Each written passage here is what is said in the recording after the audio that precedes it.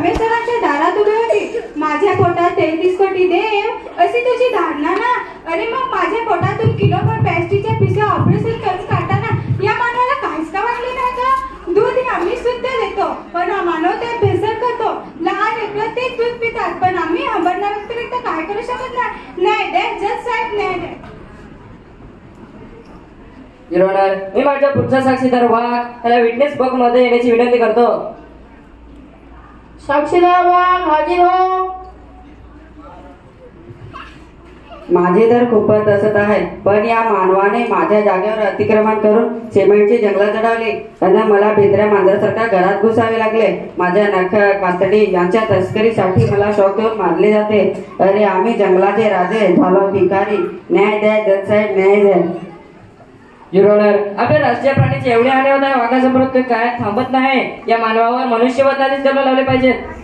आमच्या सुज्ञ वकील मित्र प्राण्यांसाठी काय केले जातात हे माहित नाही वाटतं. मला वाटलं आमचे मित्र जरा हुशारच असतील. Order order, next proceed. Yes sir. Your honour, मी माझा पुढचा साक्षीदार पाऊस याला विटनेस बॉक्स मध्ये येण्याची विनंती करतो. साक्षीदार पाऊस हाजीर हो. ये रे पावसा तुला देतो पैसा, पैसा झाला खोटा, पाऊस झाला मोठा. पाऊस मोठा वेळेवर येतो का? मला वाईट वाटते. दुष्काळी भागात मी 3 वर्ष पडलो नाही. कधी कधी गारपिटीने शेतकऱ्याच्या हातातून घास हिसकावून घेतला. त्यांच्या लेकरा बाळाचे पास तोडून त्यांनी आत्महत्या केल्या. कारखान्यातील वायू प्रदूषणाने पावसावर परिणाम होऊन माझा रंग काळा झाला आहे. भूगर्भातील पाण्याचे पातळी 1000 मीटर खोल गेले. तरीही लोक पाण्याचे बोर घेतात, विहिरी खणतात. हे द्या गणा, मला न्याय द्या, मला न्याय द्या. माझे पावसाचे वेळापत्रक पुन्हा सुरळीत होऊ द्या. अजून कोणी राहिले आहे का म्हणणे मांडायचे? होय रनर, मी माझा पुढचा साक्षीदार ओझोन या विटनेस बॉक्स मध्ये येण्याची विनंती करतो. साक्षीदार ओझोन हाजीर हो. मी ओझोन वायू. मी खरे तर पृथ्वीचा कवच आहे, संरक्षक थर आहे. शहरी लोक एसी, फ्रीज, अत्तराचे फवारे यांचा वापर सर्रास करतात. फोन निर्मितीच्या कारखान्यामध्ये क्लोरोफ्लोरो कार्बन हा वायू वापरला जातो. तो वातावरणात मिसळल्यानंतर ओझोन वायूच्या थरांना हानी पोहोचते. सीएसए रेणूचा एक रेणू ओझोन वायूच्या 1 लाख रेणूला नष्ट करतो. भोपाळची वायू दुर्घटना तर विसरूच शकत नाही. त्याचे परिणाम तेथील पिढी अजूनही बघत आहे. युरोनर, हवेतील माझे प्रमाण वाढवण्यासाठी मला मदत करा. मला न्याय द्या, मला न्याय द्या. युरोनर, हे सगळे या माणसामुळेच झालंय. युरोनर, माझ्या वकील मित्रास समज द्या. अजून माझ्या आशिलावर आरोप सिद्ध व्हायचेपर्यंत तो आरोपी नाही आणि 100 अपराधी सुटले तरी चालतील पण एका निरपराध शिक्षा होता कामा नये. सरकारी वकील शब्द जपून वापरा. झाले का साक्षीदार? आता आर्ग्युमेंटची तयारी करा. युरोनर, 15 मिनिटाचा वेळ द्या. Permission granted.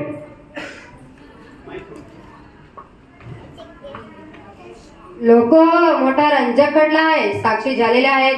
दोन्ही बाजूंचे म्हणणे ऐकून कोर्ट काय निर्णय घेते ते पाहू. कुठेही जाऊ नका, पाहत राहा. आम्हालाही जगू द्या, आम्हालाही जगू द्या. सन्माननीय सरकारी वकील, आर्ग्युमेंट सुरू करा. Yes sir. युअर ऑनर, आज आपल्या समोर ऐतिहासिक खटला कामकाजासाठी भरलेला आहे. भयंकर आणि भयानक प्रदूषणामुळे आज येथे नदी, पर्वत, झाडे, पक्षी, गाय, वाघ, पाऊस व साक्षात ओझोन वायू न्याय मागायला आले आहे. नदीत तर अक्षरशः गटार झाले आहेत.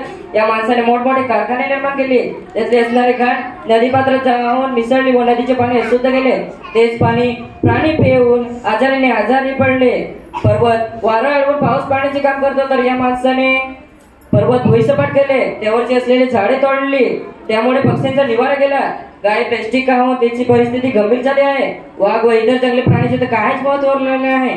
इतर आपली वन संपत्ती पण या मानवाने जंगलाला काडी लावण्याचे काम केले. जेणे प्रदूषण झाले, वसुंधरेची विटंबना केली. तो आज माणूस विविध आजाराने आजार आहे. तो दमेकरी आहे, त्याला कॅन्सर आहे. त्वचा रोगाचे प्रमाण तर खूपच वाढत आहे पण या माणसाला कसलीच पडली नाही.